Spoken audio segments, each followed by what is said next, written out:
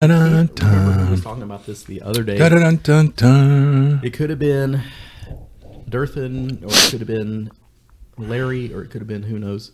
But they were talking about that you're always kind of low in the mix, and we mentioned on the podcast that I put my face right in the microphone. Yeah, it has subcontext to it. I've tried to do this so that it kind of makes me have to stay close. If I do, like, but you tend to lean back, and lean away, and then no matter how much I turn you up, so now you're turned up.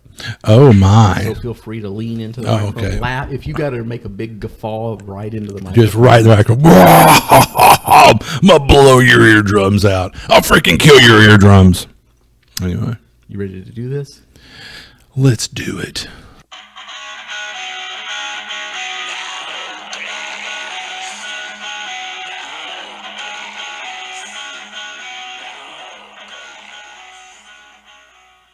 You passed your luck check.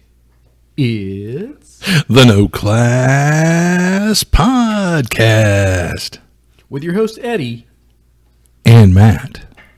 Or is it? You have to do one of your big guffaws. Now they won't know if I just edited that in or not. Channeling one of my big Ed McMahon laughs or Absolutely. whatever. Absolutely. You know that's a genuine absolutely, folks. Absolutely. I thought that could be a drinking game, but they'd probably be dead by the end of the podcast. Take a drink every time I say absolutely. Yeah, you're blowing it out. I can see right now. Blowing it out. All right, you got anything to tell them about the long con? The long con. Okay. A lot of times I play up the enthusiasm, maybe a little too much or something, talk about it. One of us has to be enthused. But no, I am genuinely, I was just telling my nephew today, I'm really getting excited. Thank you. There's some, we just got some really neat special guests. I'm really excited about the new venue. We've got cool vendors. David Donahue with Etten Games is coming back, and he always has amazing stuff at his vendor booth. Just stuff you don't see anywhere else. Stuff that's some of that odd little bits from the ancient days of D&D that you've heard of, but you've never seen one before or whatever. Still slinging lead. Yeah, no stuff. Always just neat stuff and great prices. Anyway, so I'm just really excited about that. I know that this year people have often said, man, I want to vend, but I want to run games. And they've whinged about being stuck in the vendor area at our old venue. Well, now we have such a big room, we're going to put vendors around the periphery. So you'll be able to have, like, whatever table's close to your vendor table, you can run games and vend, sort of, so that'll be cool. You watch the vendors. The vendors watch you. Exactly. They're going to be eyeballing. But no, that's going to be cool. I'm really excited. I really am. We're down to the wire. This Saturday, right, is... At 9 a.m. 9 a.m. is when you're going to pick your games. And if you don't already have your ticket, what are you waiting on, for Christ's sake? But anyway, yeah, get your tickets so you can cherry pick your games. Or even if you got what's left over, those are great con stories, great games, great people running great games. It's going to be awesome. So anyway, yeah, anything you'd want to add about the longest of cons?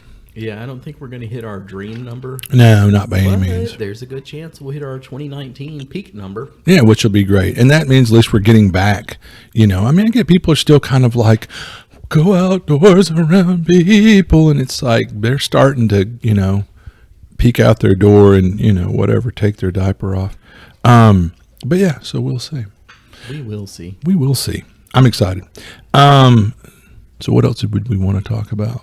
Oh, we were going to talk about the last episode. Matt wasn't here for. I wasn't available. But who knows if he's here for this one. This could all be edited in because Eddie does a lot of creative editing. In case y'all didn't hear him giggling, he knows his little bullshittery, So he has a lot of fun with the editing. So I really don't have a lot of new, exciting pop culture stuff. Mm-hmm. What have I been doing? I've been watching American Dad, because apparently there's a lot more seasons than I thought. Mm-hmm. They're at like 18 seasons now. Can you believe that? Can you believe it? No, I can't. But anyway, I guess if you're not a big fan, that's fine. Yeah. It's a million times better than Family Guy now. Oh, well, sure. Family Guy has completely gone off the rails. Family Guy jumped the shark a long time ago, but honestly, American Dad hasn't. No, I mean, it's had its ups and downs. Huh. Well, it still feels fresh. Okay, cool. I will say, I've been watching the new season of Archer, and now we're like 4 or 5 episodes in. Because you were kind of holding off giving your seal of approval or your boo. So it's still not funny. Some of it's interesting. Like, you've got used to seeing these characters for so long, and you're like, here's the continuing adventures. But it's really not funny. It's more like, oh, okay, here's what they're doing this week. It's not like, this is awful. Mm. But it's almost a dramedy or something now, in a way. I mean, it's really? not. There's not that much drama. It's more like, here are the characters doing stuff, and you like these characters. So, but it's not. It's nowhere near as funny as it once was, and I don't think Adam Reed is writing for it at all. Yeah, no, probably not. I think he's kind of stepped away.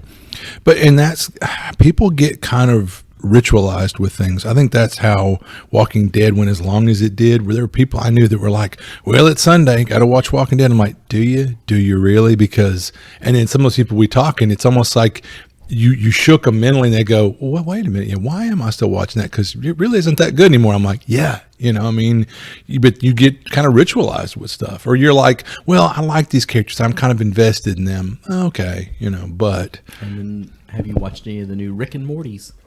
I haven't. I really haven't had the time. So I think there are 4 or 5 episodes in now. Okay. And that's been kind of meh. I will say maybe episode 3, which was like a Thanksgiving episode, was pretty good. Oh, wow. And then the most recent one, which is almost a horror episode. Oh, wow. Was good too. I mean, it's one of those ones where it was like, it wasn't really funny, but that wasn't necessarily the point of it. Oh, wow. So they're not necessarily like trying to make you laugh, but as long as you're entertained, then that's good enough. I mean, you would think, well, it's a comedy if it didn't entertain me, but no, if it was entertaining, then good. It's like when we talk about going to run a game, and sometimes we've been like, oh man, that maybe wasn't my best effort, or I could have done better. But everyone at the table's cheering or laughing or cutting up and leaves with some good energy. You did a good job. I mean, you did what your job as a game master is. So, I mean, in that same vein, kind of, you entertained good enough. Anything else? That's it for me. So I'll turn the pop culture over to Matt. And hopefully you got TV first. Yeah, so TV. So this is weird. Well, because I watch a YouTube video. So that's TV, I suppose. But we just went to get some delicious Sunbird barbecue. I had the brisket melt, and you had your traditional brisket Sammy, and I got that street corn with brisket, delicious. And it was brisket with street corn. It's what it was. It was awesome, but they were quite generous with their portions. Very good. I was telling Eddie while we were waiting in line about a day in the life. So I guess there's a guy that does these YouTube videos, and it's a day in the life of, and then it's whatever the subject. He did a day in the life at Goldie's. And Goldie's, for those who don't know, the Texas Monthly Magazine or whatever, they every 4 years do one magazine where it's basically the top 50 barbecue joints in Texas. And the magazine that came out last year, Goldie's took first place. Goldie's is a barbecue joint over near Fort Worth, and it was really interesting. I really enjoyed watching that, and I got a lot out of it. I've been watching more Star Trek, and I'm still watching the first season because it's kind of slowly. I get home at 9, 10 o'clock at night, and I'm bleary eyed, and I'm like, well, I'll watch one to unwind, then go to bed.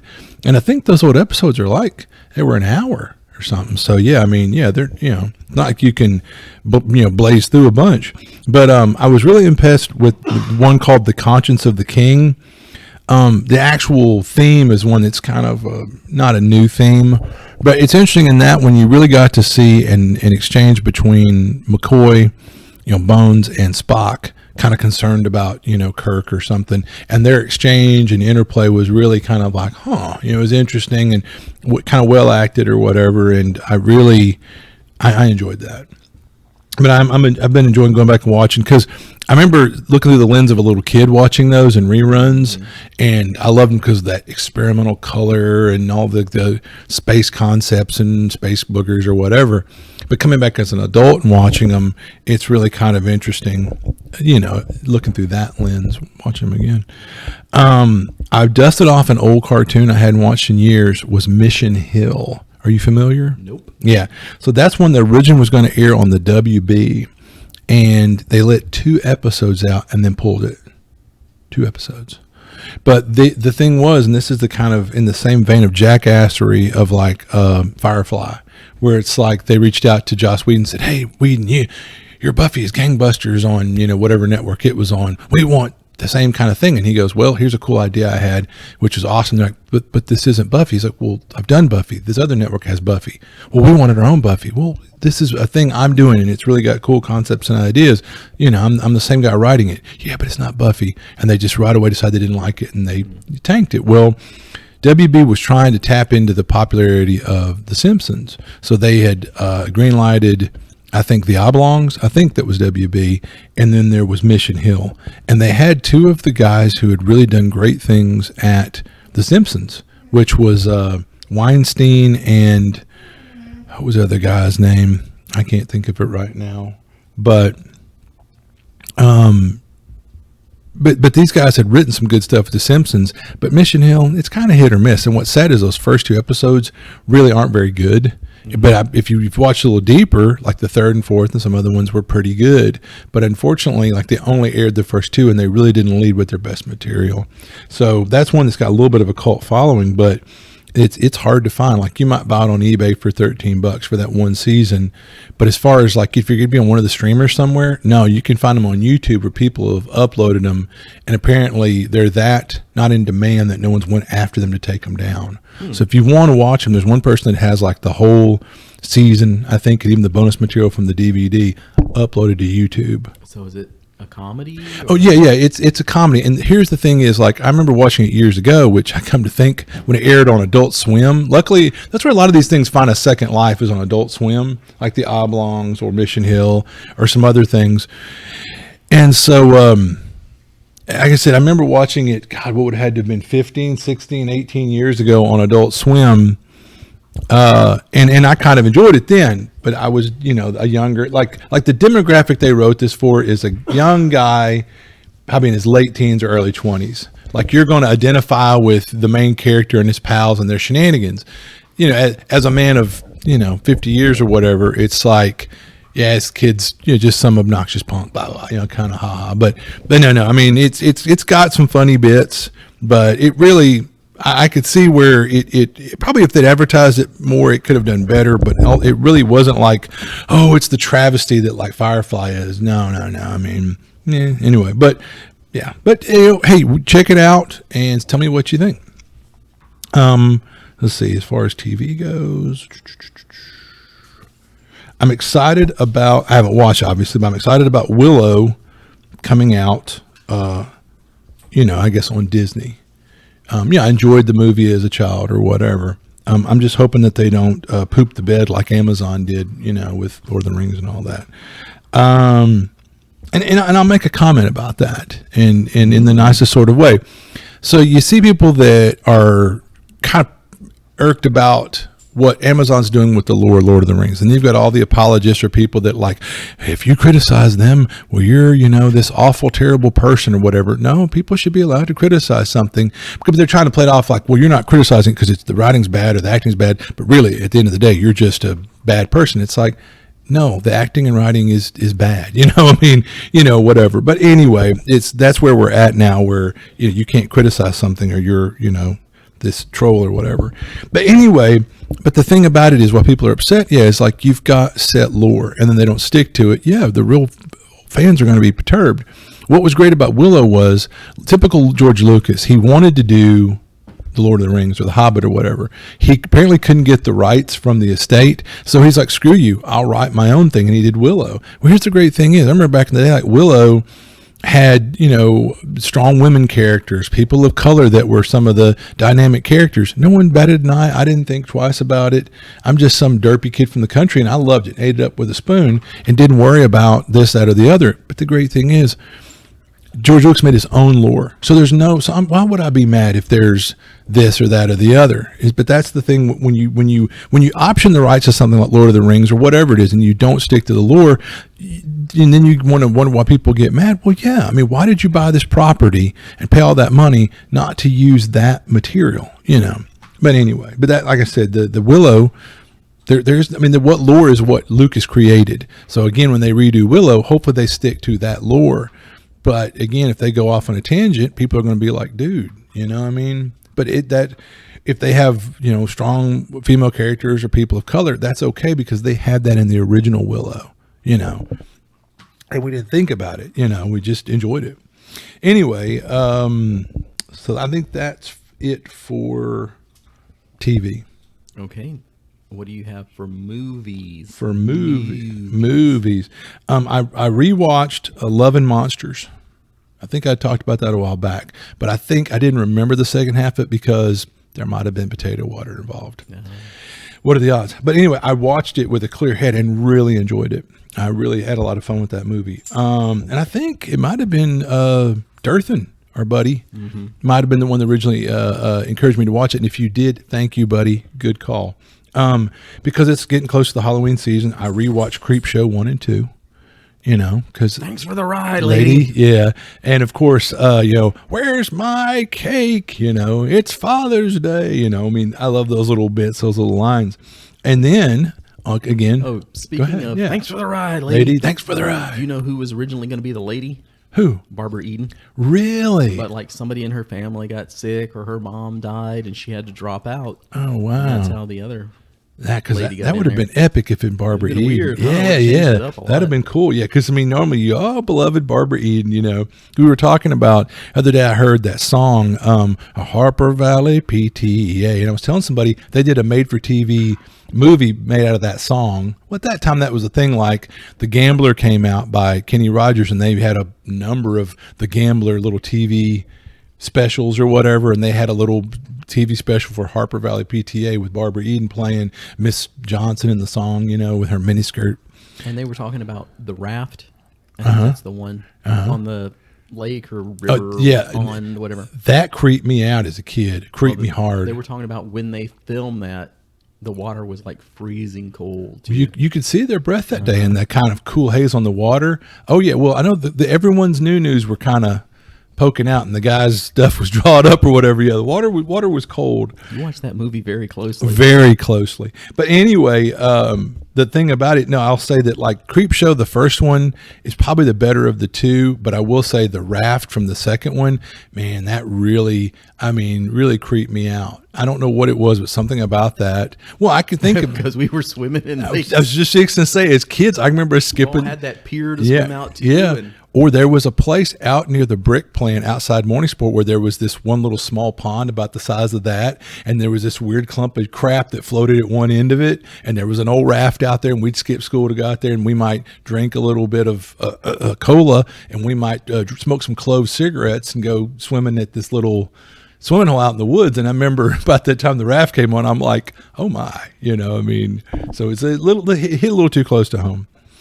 And then I watched the Trilogy of Terror, and we've talked about that before, I'm pretty sure again, but the other two little vignettes are, I laughed my head off rewatching it. They're very forgettable, but watching the one with the little doll, I could see why me as a 5, 6, 7-year-old watching that, it scared the living poop out of me. And some people said for something that aired on ABC television at 7:00 at night in the mid 70s, that was pretty, scary poop. But yeah, the little doll one, which I think is the third one, like I would say skip the first two and go straight to the third little vignette. But no, that one, it still kind of holds up. It's laughable, but at the same time, laughable. I think you had to see that as a kid, for it to be scary and have that leftover horror to it.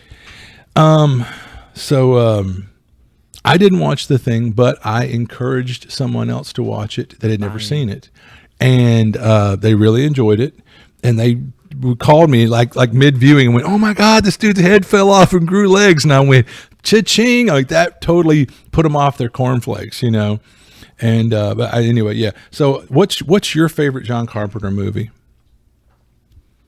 I mean, there's so many great ones. List them all, and I'll tell you. Well, you got like off the top of my head, there's The Thing, Big Trouble in Little China, Escape from New York. There was Escape from L.A. And there's more, but that's just off the top. Those are the ones off the top of my head that I revere. I mean, Is They Live? Oh yeah, again, I love that one. Cody had never seen it, and we held him down and made him watch it, and he was like, "This speaks to me on so many levels," I think maybe Prince of Darkness was one. Yeah, I know there's a lot. It's hard to choose from, but I feel like there's one in there that's like the hidden one that you'd be like, "Oh yeah, that one out of all of them." Yeah, and I kind of put you on the spot there. It's going to be Escape from New York or The Thing. The Thing. And don't get me wrong, I love Big Trouble in Little China. But The Thing, man, The Thing scared the living crap out of me as a kid. And the tone and the special effects for that time, holy crap. I mean, which one of them have inspired your games more, though? And it's funny you should mention that. I want to show you what was my follow-up question. How has this inspired you as a gamer? Great minds, and then there's you and me. Gosh, I mean, a lot of those different aspects of those movies have absolutely impacted. Hey, number one. Duke of New York. No, I won't lie. We actually made a little role-playing game based on the whole Escape from New York and played it out as kids. And absolutely. So and I've always wanted to do one with the Thing concept. You've said that before, and I was going to bring that up if you didn't. You've talked about there's been games that had that paranoia aspect. Damn it. Muzzle right in my no place. Go on, Minnie. Oh my. Yeah, she likes me too much. Con puppy. Yeah, exactly. Anyway, she's very friendly. Way too many, just won't take no for an answer. All right. Anyway, Anyway, so I think other than that's it for movies.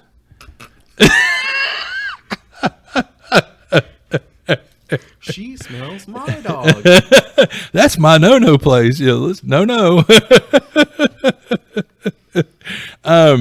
But anyway, so that was movies. So that brings us off to books. No, I haven't had time to read books. No books. I read Transformers Autocracy, and it was all right. So I mean, I will give it a thumbs to the side. It had its moments, but meh. Not great. You're not telling anybody to run out and read it. Nah. So are we up to video games? Yes. All right. I'm excited for Baldur's Gate 3, the video game. The demo is out from Larian. I thought it's been out. Oh, is the game out? The pre-release or whatever, because you said demo, right? Yeah. But like the demo's been out for a while, wasn't it? Didn't Cody and Sean were playing it like hell like 2 years ago or something. Yeah. So I mean, is the game out yet? Not that this is your story. You're telling me. I know. You're informing me. Right, but I was just going to say that I guess back when they were talking it up, I was busy, life, whatever. I was like, whatever. My computer's so dated, but now I'm kind of like, ooh la la, yeah. I've checked out the demo and I was like, oh, this is pretty cool. So I'm kind of excited about it. I think that's why I didn't let myself get excited, because I've seen how this stuff can play out, and it's like how many years for it'll be out, and or by the time it's out, whatever. But so I think anymore I've learned to cool my enthusiasm. It's kind of like they just leaked the whole thing where Hugh Jackman's going to reprise his Wolverine in Deadpool or whatever, but it's going to be in 2024. I'm like, ugh. So, yeah, way to build up excitement 2 years out. Like, come on, man. I mean, it's exciting, but you're 2 years out. You almost might have to make some other exciting announcement a year from now. They will. Oh yeah. But I've pretty much got to where I avoid this pre-release stuff because a lot of games just live there. Yeah. It's like there's never a final version, so you can never be upset with us. Or they rush out the version after all this big talk and build up, and it doesn't fulfill a lot of the enthusiasm or promises. It's all pre-release now because there's going to be that day one patch, or don't worry, we'll get to it in a month and fix everything up. Mm-hmm. Well, it's like all the people when we've talked up Fallout 74 or whatever, and people just pooped on it and crapped on it. And because when it first came out, it was really a half-ass bullshit game. Excuse my French. But luckily, I didn't play it when it first came out. Exactly, So and I then have no built-up hatred of it. Hatred or angst. The people I've talked to will just spit on the floor. Wow, Fallout 74. But me, I came into it a year and a half later. They'd really fixed a lot of problems and added more material to it, and I was like, "Hey, this is a pretty cool game." And people were like, "What?" And which you don't care for the game, but No Man's Sky. Same deal. Yeah, I got that one about a month after it came out because there was that massive hype, and I actually got on the hype train at the last minute, and I couldn't find a copy. They were like, "Nope, it's sold out." And I was like, "Wow, when was the last time that even happened?" Yeah. So I heard all the negative reviews and stuff and played it a month later, and I wasn't mad, and I had a good time. It's one of those good chillaxing games. Just unwind from the stress of your day. Yeah. And that's what I laugh, the memes you see on the internet, Facebook, whatever. There was one meme that talked about like how many people have gotten burned, getting caught up in the hype train, paying full price for the pre-release. And if you just wait until the game comes out and maybe you find out, it's a half-baked game, and wait a year later, you're going to pick up the game instead of $74 for $13 at Games to Go or Game Exchange or something, whatever. And by then they've actually added the content that would make the game worth $74. But that's just a meme, But well, I mean, what was it?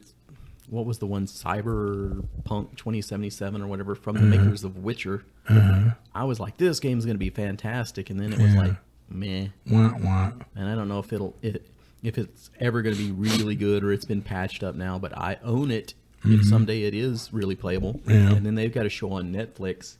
So their numbers are through the roof now because people love that show, so they're playing the game. Cool. Well, that doesn't hurt, I guess. But initially, didn't they have to like pay out some "I'm so sorry" monies or something? They actually got kicked off the PlayStation Store because there were so many refunds being requested. They're like, nope, we're not even going to let you sell it on our store anymore. Yeah. So I mean, that's pretty tough, Because it wasn't just about maybe the game didn't fulfill its promises, the story wasn't good. Literally, the game itself is janky, did not run very well. So there's that. So that's pretty much it for TV, movies. Anything else on video games or? Nah, not that I can think of at the moment. Okay. All right. So to our main topic. Pooping on WotC-Hasbro. Oh no. So you didn't hear our last podcast, unfortunately. Oh, my last your podcast. last podcast. You were there in spirit, as you always are. But you're kind of like, why did you even end up doing an episode? Well, I do feel compelled to say something on Thursdays, and if I have the time, then I like to put something out anyway. Yeah. And then the other thing was I hate to say hatred, but my anger at WotC-Hasbro was burning a hole in my pocket where I wanted to get it out there. I was like, because I almost brought it up on the Twitch show. Oh, wow. I was like, should I talk about this, or does it put Goodman Games in an awkward position? Because they do make product for 5th edition. And now I will remind y'all, because I know you remember, we touched on this about, 2 podcasts back. But I didn't really go into great detail because I try to be that guy where until I get the full picture, all the data, I don't want to shoot my mouth off. Okay. And there really wasn't that much out then. Oh, 1D&D. Okay. What I'm talking about is Magic the Gathering. Interesting. Because there was some game store owner somewhere anonymously that I was talking to, and they probably wouldn't care that I'm, telling these tales. Talking out of school there. But it was like, I worry I have to watch Hasbro WotC because they could stab me in the back. And then you've got all this stuff going on with Magic the Gathering, which used to play that back in the day. Oh, absolutely. I actually was a competitive level player. I was ranked in the top 3 or top 1 in Louisiana at one time. Yeah. So I don't know if you keep up with it at all anymore. Not anymore. Not really. No. But I was 100% ignorant of it. And it's basically talking about how WotC-Hasbro is screwing over game shop owners now. No. So there's like they sell directly to Amazon. They don't. Do you remember this one from probably like episode 2 or 3, way back in the Wayback Machine? Was Hasbro WotC's not going to have MSRs? I'll never get it right. Manufacturer MSRP, recommended selling price.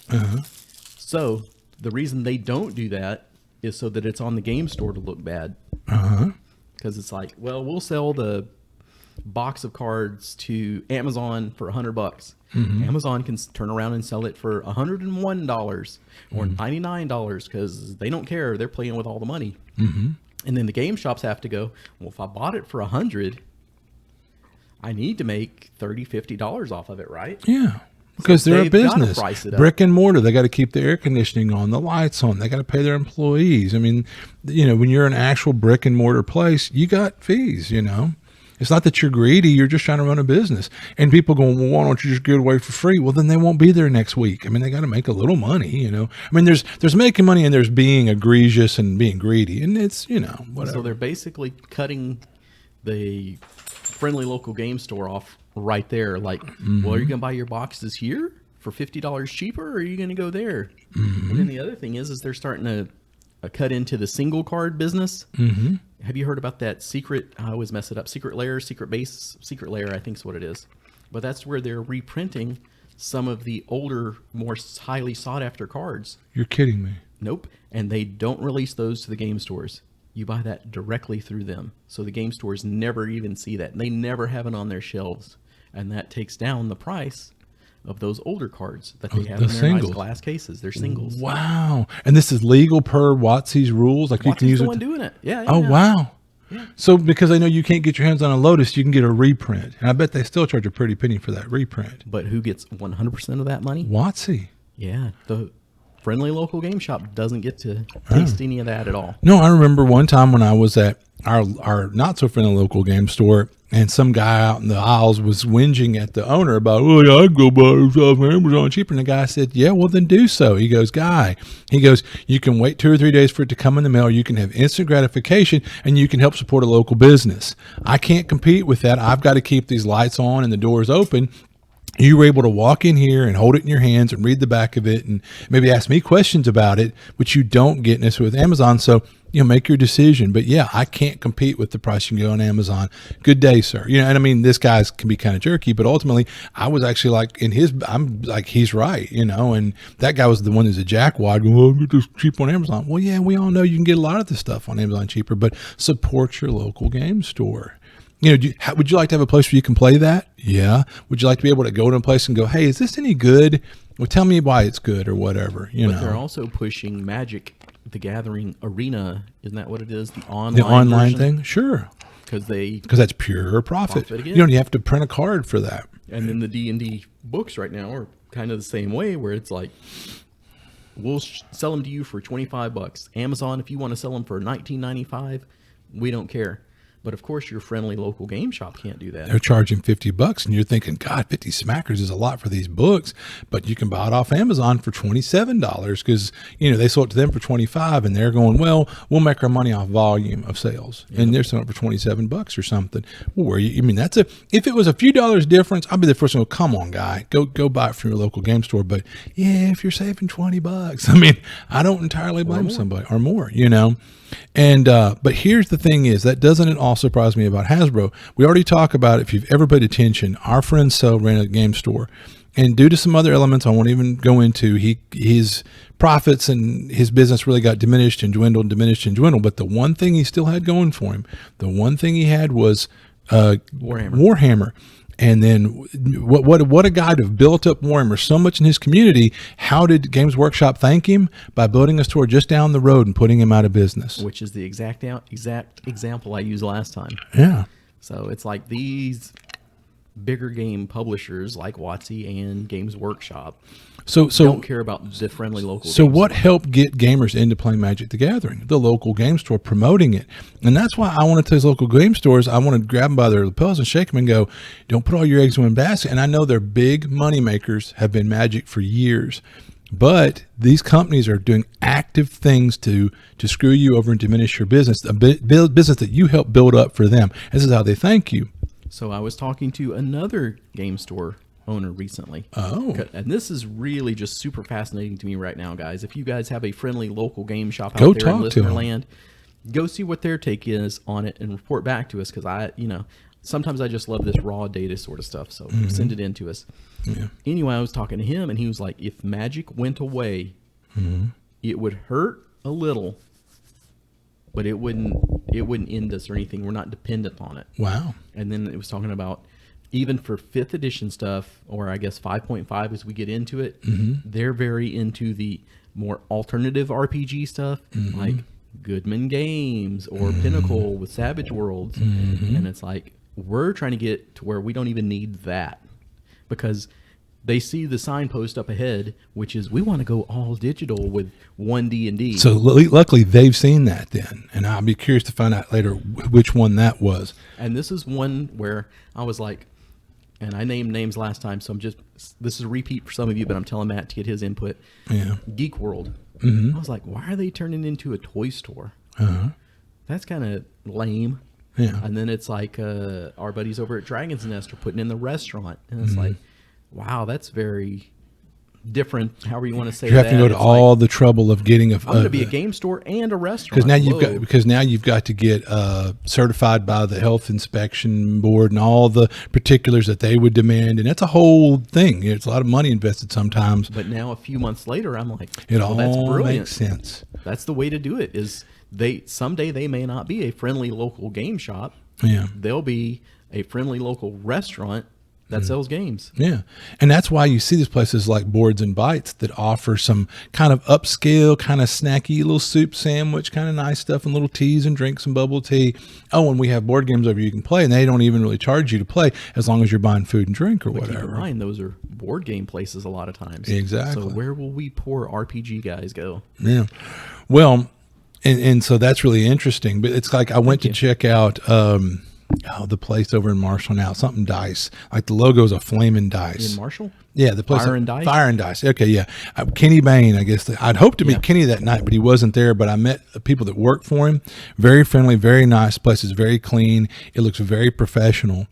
But I will say they were bragging about, oh, we got all these cool computer chairs, those really, really nice chairs from some. They've got the video game, or they've got the gaming PCs set up. They've got PlayStation 5s. Yeah, they've got this whole one wall that's huge TVs and consoles and comfortable couches. So you can sit on a comfortable couch with a controller in your hand and a TV that's like bigger than your TV that they've got to play video games. How dare you? I know, I hate to say it, but even because he has a 100-inch TV. Exactly, I know. So anyway, but to my point, they've got a really nice setup. But one thing the guy was bragging, oh, we got a great deal on all these cool computer, fancy, comfortable chairs from some place in Shreveport that closed that did something similar to them. And I'm going, well, wait a minute. I couldn't help but think, if Shreveport couldn't make it, but you're going to make it in Marshall, let's see. I hope they do. I hope they do. I hope you're there for 100 years. I have nothing but love for you, but I'm still going to worry. We like to worry. Yeah, we are worriers. And they have a really nice big game table with the TV sunk in the middle. And I was like, where are your cup holders? And I love how my brain thinks. Because when he man said, well, are you going to allow drinks in here? Because someone's going to tip it over and they're going to short that out. And he goes, hey, we're working on the cup holder thing. And I went, yeah, you might want to. Okay. But it's a really nice game table in a nice room. Well, we'll go off the topic for just a side here since you were there. Yeah. I think it's going to cost $15 just to go in. But here's the thing is, you're going to get a complimentary drink and snack as part of your $15. So you get some of that back. So can I sit down at the PlayStation 5 for that $15, or is that an additional? No, that's part of it, yeah. And now, there might be a thing where like you have to get on the list if you get there late Friday night or something, sure. But as far as while you're waiting, while you're waiting for your turn to get on the PS5, you can go play foosball, ping pong on the pool table. And again, I said, is there an extra fee for using the D&D room? He goes, nope, for your $15, you go back to use the D&D room. But I said, but what if there's, someone else is already in there? He said, well, first come, first serve. I said, could you reserve it? And he goes, we'll see. I heard they had a classic arcade area. I didn't see that. No, but there was the place is huge, and I'll say there's ample room for more growth. He kind of motioned down one hall and said, we're still doing things down there. That might be where that's going to be, and that'd be cool. That'd be really cool. Oh yeah, if you had the old school classic, because I'd love arcade stuff. How about the birthday party there? Arcade thing in yours, but even to go, there's something about having the different machines too. Like over there is the Mortal Kombat 2, and there's the Miss Pac-Man. I was going to say, if they have a Tron, I'm going to be bought and sold. I mean, that's going to be it right there. Like, I'll have my next birthday party there or something. I would be more willing to go over there and do the classic arcade stuff than I would for like the D&D room. But that's us. But I did see there were a couple of guys that I think are going to work from that look like they're probably a few years younger than us. And then there were some young bucks that were young. But these guys were from Shreveport working for Kenny. They drove over. But Marshall to Shreveport's not that bad. But I'm very enthused for him. I think it's very ambitious, as I told him, posted on Facebook. But I'm a little concerned. We'll see. I hope it works well. But think about this. For your entertainment dollar, you've got ample things to do in Shreveport. Bossier, Marshall, not so much. Number one. Number two, we learned Shreveport is an odd creature. Shreveport, Bossier. We tried to run a couple of cons there, and they didn't do jack diddly. I mean, I shouldn't say it. We did well, all things considered, but we could never break 50 people. And so, like I'll say, Shreveport Bossier is a weird out of a population of 1 million or something. Right? Yeah, you would figure we could do better at our gaming con. But anyway, so who knows, that spark and magic might hit Marshall. Look at LongCon in Longview. They say people in Shreveport don't go out and do things, whereas people in Marshall might. And plus, there's a lot less competition. Yeah, it's for something else. That's what I was getting at. There's not much to do in Marshall, So Marshall might be the perfect place for it. And some of the outliers, there might be kids out in the country, like, oh boy, I can go put on a big TV and play PS5 or computer games. And there's a new game shop over in Gladewater. Yeah, which I can't think of the name right now. Something collectibles or something, But I would give you a plug if I could remember the name. But yeah, it'd be easy enough if you're in this area to look up Gladewater Game Shop. Yeah, and we need to get by there at some point and check them out. Yeah, we're going to go by and check them out. We'll give them a plug. But kind of riffing off what you were saying, but it's okay. Back to Hasbro. WotC. Hasbro. Listen, bro. But anyway, bro? Okay. It's WotC. There are 5 million people that identify as Warhammer players. There are 50 million role players. Yet Games Workshop makes more money. Okay, because you got to buy an army. Exactly. Hell, look at Magic the Gathering. New series comes out all the time. I remember cool modules coming out quite frequently when I was a kid playing D&D, but you sold one module to one game master. One table, yeah. One table. Whereas Warhammer, everybody needs one army. You need an army, and then usually you're like, I want a second army or a third army. You got to get the cool new thing that makes your army the best one around or whatever. This is all going to be fixed with the new 1 D&D VTT. As more has come out and we've learned more, D&D Beyond has already got people used to doing gaming stuff on their electronics. This is an inexpensive, and used to some ongoing subscription, which time was people would be like, what? I pay a fee one time and I'm done. But years of MMOs and things like that have got people used to these ongoing subscriptions. That's why I buy all my games physically still. So anyway, this is an inexpensive hobby. But 1 D&D is here to change all that. That's my opinion, plus some things as we've had more time to do more research. That's why I didn't go into great detail last time, but I kind of threw a dig in there from what I assumed, and now I've dug in deeper. And this isn't just, oh, Matt, no, this is legit. So anyway, Matt, I know, because I'll talk about this being an expensive hobby. I remember ex-wives would be, that D&D where I'd be listening. I could be out on a bass boat and a bass finder and poles and rods and reels and a motor or whatever, playing golf. Magic. Yeah, you're Magic. You'd be buying that all the time. Yeah. If you were into Warhammer, you'd be buying that and buying paint. Any kind of hobby. New codex and blah. Let me go buy my new hunting rifle. Well, I need a new scope for it. Well, I need some ammo. I need the better ammo. I got to sight it in. I got to get a membership at a hunting lease or whatever. I mean, no matter what hobby you as a man are doing or whatever, it could be pretty expensive. Role-playing games are not that expensive a hobby. Oh, no. Yeah, but like I said, the 1 D&D is here to change all that. I remember our local game store kind of sneering at role players and role playing because, let's face it, that's not their cash cow. Magic, tabletop warfare games, board games all eclipse role playing games and peripherals by cash generated. Yes, I said that right. Board games even outperform RPGs. Oh yeah, yeah. So and you knew that, but some people can't believe that. But it's a true story. When I go to the friendly local game shop, all the money that I've spent there, I think I have bought one. I bought a replacement for my player's handbook, and then other than that, I bought board games and pokey cards. Well, I remember back when we were spending more time, energy, and money with our local game store, them telling me at one point that they were like, "Oh yeah, board games, we make more money off them than role playing games are a distant third." But 1 D&D has skins, hairstyles, poses, exclusive weapons, etc. It's going to be microtransactions galore. You want to play that exclusive new wizard class? Pay up. You want that exclusive new sword with particle effects? Pay up. You want that cool new monster pack with sweet graphics? Pay up. Chumps will pay. Interesting how perspectives have changed through the years. Like I said, when I first got into Meridian 59, one of the first massive multiplayer. I'd be at a game store, which was, to show my age, and the time frame was Babbage's, which got bought out by GameStop, I believe. But I'd be at Babbage's talking up Meridian 59, like a guy might be holding the box, and I'm in the store, and I knew the manager, and he'd be like, ask this guy, he plays it. And I'm, oh, it's a great game, you should play it. And they're like, and as I explained, well, there's a monthly fee. Oh, bullshit. I buy a game, I pay one fee one time. Like, yeah, you're used to those games you'd buy for at-home play, like the first Elder Scrolls game. I mean, you bought the game, it's yours, you own it, time immemorial, and there's a one-time fee. Why am I paying some ongoing fee? And nowadays, if you go, oh, there's an ongoing fee, okay, but that's the great thing about, like I said, you buy the D&D books, it's a one-time purchase, and you can create your own. You could buy modules or online adventures, they're out there galore, but you could create your own adventures, which we did as a poor kid from the country, and that's where I got what skills I may have in writing adventures was. You had to, but I'm saying it was an inexpensive hobby. Again, a poor kid from the country, save up, do some yard work, buy a D&D book, save up, buy a D&D book from the old TG&Y. But yeah, these game companies start with it being gamers making cool stuff for other gamers. But over a long enough timeline, it's some suits and shareholders demanding more profits. Yep. That's what happened at Games Workshop. That's probably what's happened with... Because they're Hasbro. Yeah. If there's not a record-breaking profits this quarter, screw you. You're screwing up. So what's sad is it's moving away from, and don't get me wrong. Again, I've always said there's nothing wrong with capitalism, and it's great that you're out here making profits, but there's making a profit, and then there's just being that's your soul driving and just being egregious with it. Well, it's like what Chris Perkins... in the 5th edition world in D&D, I'm sure he has a passion for the game, and that just comes from his heart. Yeah. But his boss's boss is just a suit, and he doesn't care as long as it makes some money. Yeah, where's my money?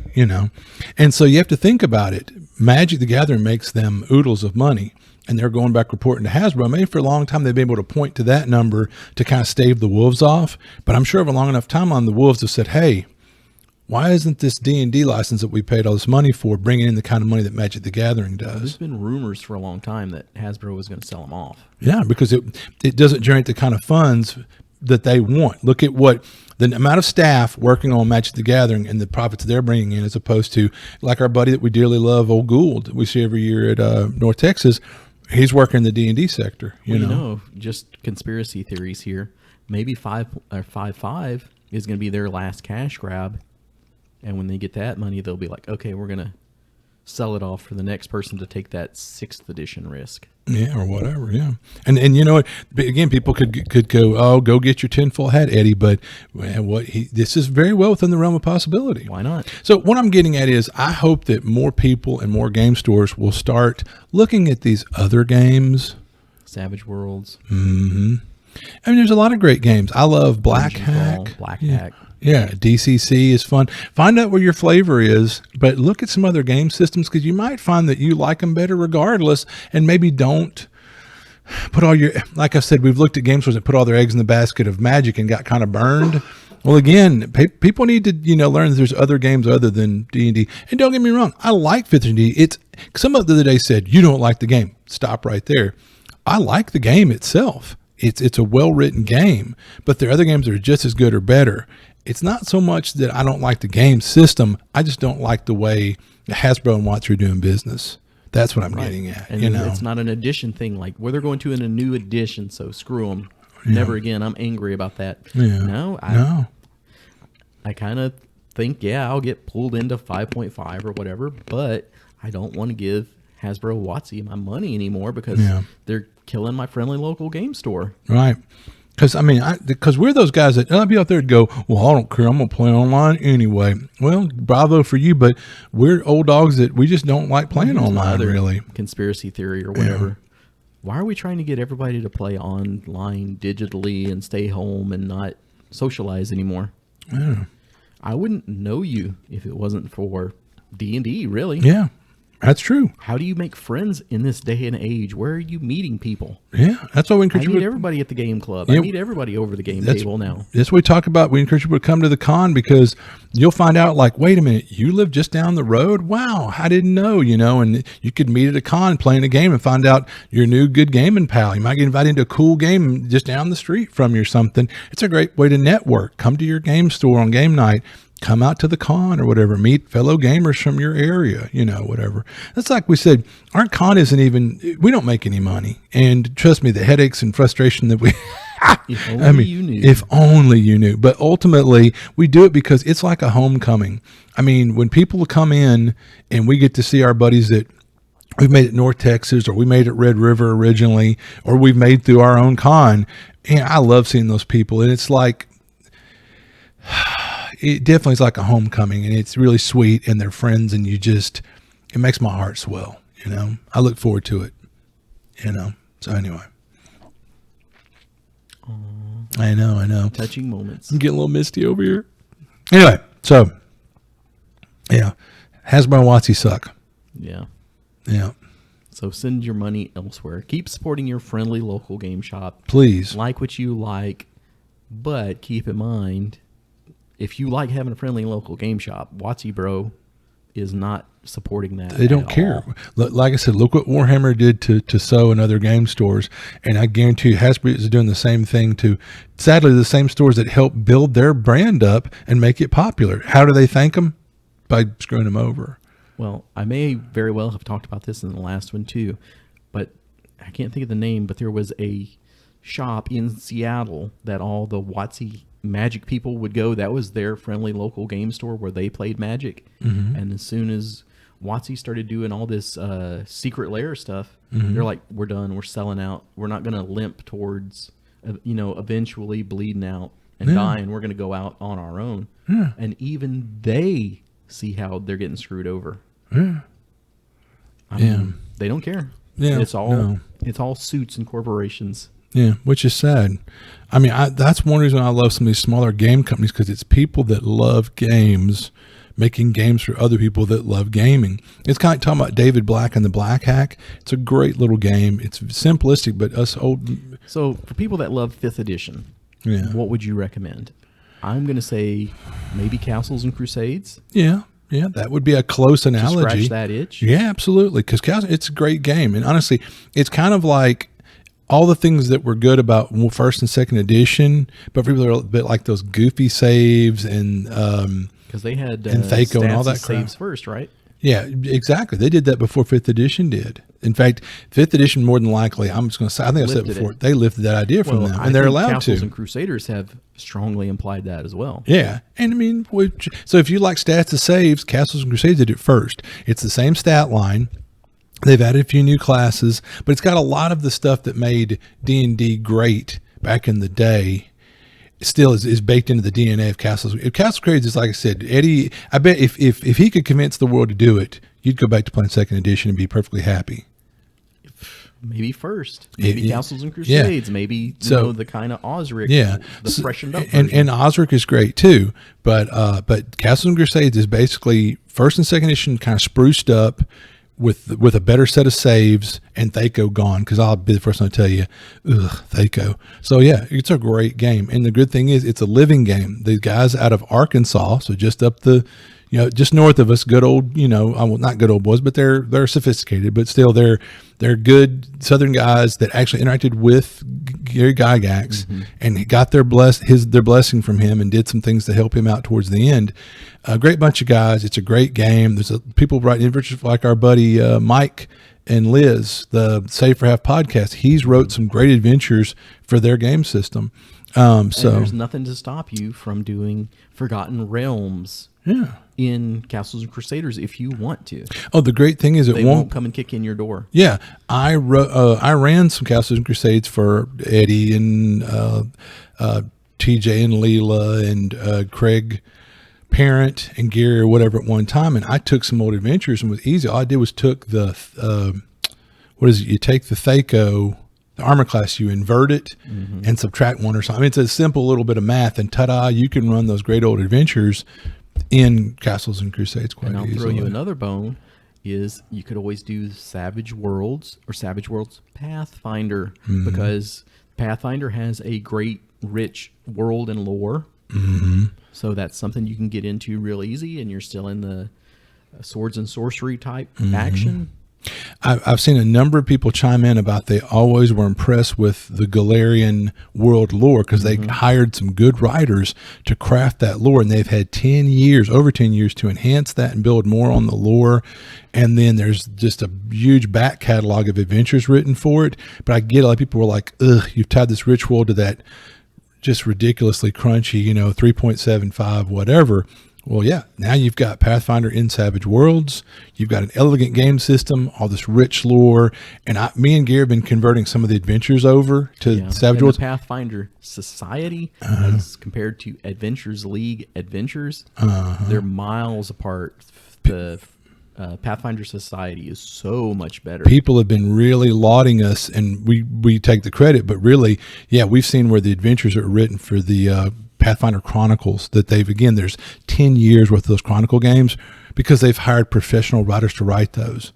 And so they're really well written and well done. And I've enjoyed playing them and running them. So I'll say that, yeah, again, I wasn't going to go there, but I definitely Savage Worlds, is cool because I know, like, again, old dogs, learning a new game system every 6 months or something when we want to change genre, it gets to be a pain in the ass. I'm really excited about, I know the core rules of Savage Worlds now, and then, you want to play post-APOC? Click, here's a companion book. You want to do supers? Here's a companion book. Which, to go back to what you said, where you're like, you'd probably like everybody to go back and play 2nd edition. I'm like, well, actually, I think right now I would just go Savage Worlds. Let's all learn Savage Worlds and just have the basics. Yeah, Garrett's talking about wanting to do Traveler. But again, we got to go learn Traveler. Nope, Traveler for Savage Worlds, because there's so many official companions that have been done for it. But then if you look on the internet, in my favorite price, there are oodles of free companions. People have done at least 3 different Fallout companions, like source books. You can play Fallout in Savage Worlds. There's people that have done Wink Wink Gamma World for Savage Worlds. People that have done Shadowrun. So if you're like, God, Shadowrun is such a weird game system, but tied to a cool concept or idea, ta-da, here's the elegance of Savage World. Here's somebody did an unofficial Shadowrun conversion. So, I mean, I wasn't going to go there, but yeah, I mean, no, Shadowrun. But don't play Mjork. Yeah. That's for posers. If you watch the Twitch show when it was like, that's heavy metal for people that only look at the covers. They don't listen to the music. Yeah. And I was like, that sounds right to me. Yeah. Because, when Matt kind of asked for opinion, I said, well, it's like, I didn't say it's all flash and no substance, but I did say it's definitely more about an attitude, I think, than the actual rule. The rules themselves are not anything groundbreaking, or you've totally thrown the genre, the role playing on its head with these these rules are nothing new or groundbreaking. It's just the game itself is all about attitude, flavor and fluff. And yeah. The artwork is real stark. It was done by these Nordic death metal artists that do the album covers or whatever, and the written lore in the game is like the dark nebulous clouds from the north, speaking of your foretelling your doom within days. You're like, oh man, it sounds so harsh and metal, man. Yeah, but if you take all the artwork and all that prose away, it's like, man, it's kind of a mediocre game system or whatever. But which goes to show you could take any game system and lift this whole attitude of Mark, exactly, and ta-da, you could have a very hard-handed, dark, stark DCC, D&D, Black Hack, Savage Worlds, whatever. It's more about the attitude there, which that attitude is cool, right? The attitude is totally metal, dude. It's cool, but yeah, I could see you using that in Black Hack just as easily, and you'd be like, this is some dark Black Hack, dude. So metal. Yeah, it could have been a generic all systems sort of reference, I guess. Yeah. One way to say it too. Yeah. But anyway, yeah, so it's interesting to see you've come over to my dark side there or whatever, but maybe for different reasons. Savage Worlds, or just hating on WotC? Hating on WotC or whatever. Yeah. Well, I mean, I think we hate on them for not quite the same reasons, but. Yeah, here's my reason, is because I am a big defender of the friendly local game shop. Oh, no. I'm the proselytizer of that. I've been banging that drum forever, so yeah. But you're like, oh, they got woke and go broke, and I kid. Yeah, I know. No, but there's a little bit of that. But on top of that, also there's this real serious lockstep, make us all the money, bring them, yeah. So there's 2 layers for me or whatever. I'm totally in agreement with yours, and then there is a little bit of that wokey stuff. But Yeah. So, and plus nothing else. I've just got aggravated with people that are just like, oh, try a different game. And it's like, yeah, your anus won't implode. You'll live. Try a different game system out. The great thing is, and people are like, God, it took all my little brain to wrap my head around 5th edition. Then some of these games are really not that hard to learn. Savage Worlds, the mental buy-in. I've had people that play one combat and they're like, all right, I get the core concepts. I'm good. And I'm not saying never play 5th edition again or throw away your books. You already own it. Keep playing it. Play with what you've got. Play it the way you want, how you want. You've got the books. I'll tell you this one. Take your 5th edition books that you already own, run out and buy that York workbook, get the inspiration for that heavy metal flavor, that dark world flavor, and put that in your 5th edition if you want to, if that's what will make it for you. Eddie's used 5th edition to run everything. Lamentations of the Flame Princess, which is some hard edge, dark stuff. And we were like, this game is Candyland. And then Eddie Bruce realized that if you run it the right way, it doesn't have to be Candyland. He put the fear. Cody was like scared to role play for a while after that. Like, might I touch the dice, sir? You may. I'll tell you. Don't you touch that dice, boy, you know. But that just goes into running styles too, and it's like, if you have a good GM, any game can be great. Yeah, you could play the best 1st edition game with somebody that can run a great game in any system. So I mean, there's no reason to be scared that if you're not playing 5th edition, you're not getting the full flavor, the full effect. Because we told the story about the lady that the game store that first did board games and snacks, kind of like Boards and Bites, and it did well. And then he eventually layered in role-playing games. And one night, the hoity-toity mom in the Escalade dropped her son off. And when she picked little Skippy up the next day, that night, and they dropped him off later, she was like, "Now you're not going to have my son playing these generic games. For my money, I want little Skippy playing. I don't want to be having the store high top brand. I want the." Bougie brand of soup. It's like I want the Dungeons and the Dragons. What are you trying to schlock on my kid? This off-brand stuff. Like the guy had introduced some off-brand role-playing games, and it's too funny. People that don't get it, that's like, I want the name brand, and that's like we said, it's become eponymous or something. That's like, people walk into the store going, we're here for the D&D. No, that's just the only term they've ever heard. They're here to play a role-playing game. You could probably put anything in front of them, and if you run it well, they wouldn't know any better or care. Which is like here in Texas. I want a Coke. What kind? Coke? Give me 7-Up, But that's it, yeah. I'm here to play a D&D. What kind of D&D? Savage Worlds. There you go. And that's it right there. And it's funny, I've talked to some people that were like, we can't get anybody to play 5th edition this one table. I'm like, well, come over and play Savage World with us.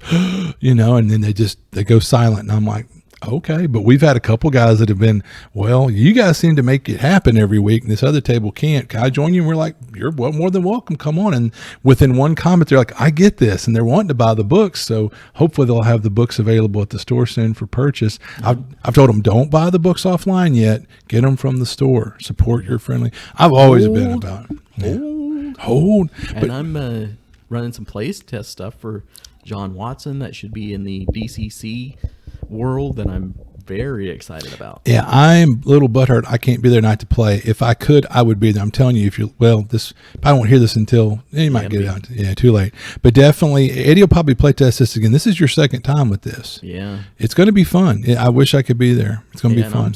I think John Watson's going to be sitting on a gold mine with this. Yeah, and even if it's not the gold mine that produces gold, it'll be the one that produces creative stuff and a ton of fun for the people that play it. Well, and it could be drive-through RPG gold. You know what I mean? They have the silver, gold, platinum, whatever.